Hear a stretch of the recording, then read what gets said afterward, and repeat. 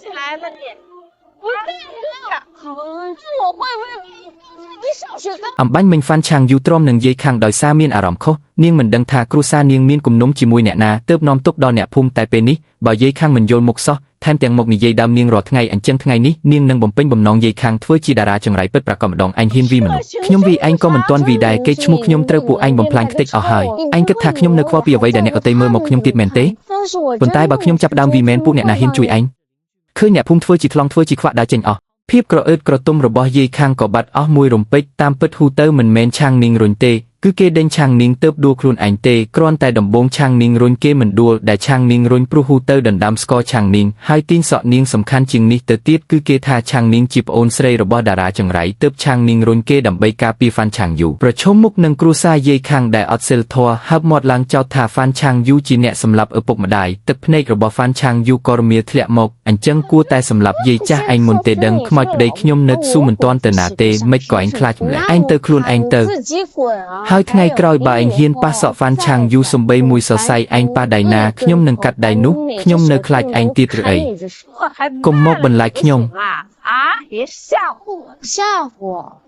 ខ្ញុំបន្លាចឯងធ្វើអីសំបីតែជើងជ្រូកខ្ញុំក៏កាប់ដាច់ដែរកាត់ដៃឯងរឹតតែញីដៃឆ្វេងឬដៃស្ដាំសុទ្ធតែទុកឲ្យឯងបើឯងមិនលួចរបស់អ្នកដទៃយាយខាងដែលភ័យស្ទើរលុះប្រលឹងខំរត់តាមហ៊ូទៅស្រាប់តែដួលខ្លួនឯងនេះហើយកំពីពេលឃើញកន្លែងយាយខាងដួលមានគ្រាប់ស្ករសម្បកក្រូចហ្វាន់ឆាងយូក៏យល់ថាស៊ីជឹងលួចជួយនាងពីក្រោយនាងសុំឲ្យស៊ីជឹងចាក់ចេញព្រោះខ្លាចរឿងចង្រៃគ្រួសារនាងនឹងប៉ះពាល់ដល់គេនាងគិតថាបើគេកាត់ផ្ដាច់ទំនាក់ទំនងជាមួយនាងឲ្យបានលឿននោះគេនឹងមានសុវត្ថិភាពឯងជឿសម្ដីយាយនោះមែនទេខ្ញុំមិនជឿព្រមលិខិតទេរឿងចង្រៃនាំទុកអ្វីនោះខ្ញុំគ្រាន់តែគិតថាពួកនោះប្រកាសជាមិនព្រមលែងគ្រួសារខ្ញុំងាយៗទេចង់ដេញខ្ញុំចេញក៏ប្រាប់មកគុំមកយកលេបផ្កាយអីនោះចុះឆាងនាងក៏ឯងចង់យកលេបផ្កាយអីនោះមកបណ្ដេញនាងចេញដែរមែនទេ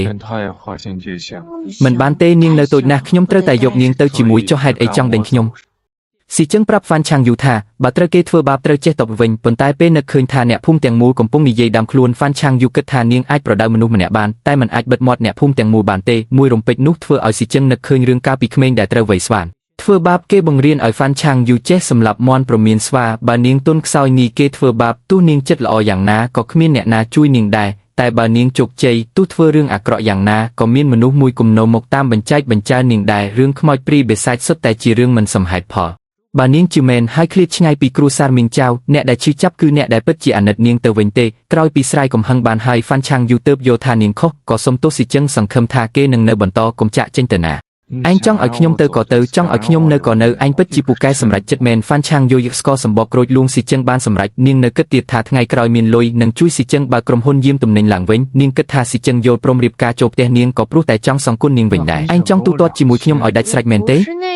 ខ្ញុំមិនបានមានន័យអញ្ចឹងទេហើយដើម្បីកុំឲ្យហ្វាន់ឆាងយូសង្ស័យពីប្រភពនៃឃាតដែលមកផ្ទះនាងជាប់គ្នាលីហួយអានក៏កុហកថាពួកនោះមកព្រោះដឹងថាឪពុកហ្វាន់មានលក្ខគំនុកកំណត់ពេលដឹងថាគ្រាន់តែពាក្យចាមអារ៉ាមសោះធ្វើឲ្យឪពុកម្ដាយនាងបាត់បង់ជីវិតហ្វាន់ឆាងយូខឹងយ៉ាងខ្លាំងបើមានឱកាសនាងនឹងធ្វើឲ្យពួកនោះទទួលលទ្ធផលតបស្នងវិញប្រឈមមុខនឹងការកុហករបស់លីហួយអានស៊ីជឹងមិនយល់តតែសោះគេក៏បានត្រឹមសរសេរសម្បត្តិឲ្យកុងស៊ុនចេញទៅស៊ើបអង្កេតដោយផ្ទាល់ហើយគេក៏ចៃដន្យយឺឆាងនាងចង់ផ្សំគុំគេនឹងហ្វាន់ឆាងយូផងដែរពេលណាមកវិញ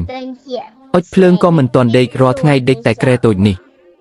រើខ្លួនក៏ពិបាកមីងចៅថាប្តីប្រពន្ធត្រូវដេកជាមួយគ្នាមួយជីវិតរឿងរ៉ាវកាលពីថ្ងៃមុន不是的前一天គឺជីងសៀងកំពុងតាមរកខ្ញុំគាត់មិនព្រមប្រាប់អ្វីទាំងអស់គ្រាន់តែប្រាប់ថាមានតែពួកគេស្លាប់ទេទើបអាចរក្សាជីវិតបងប្អូនឯងពីរនាក់បាន他们死了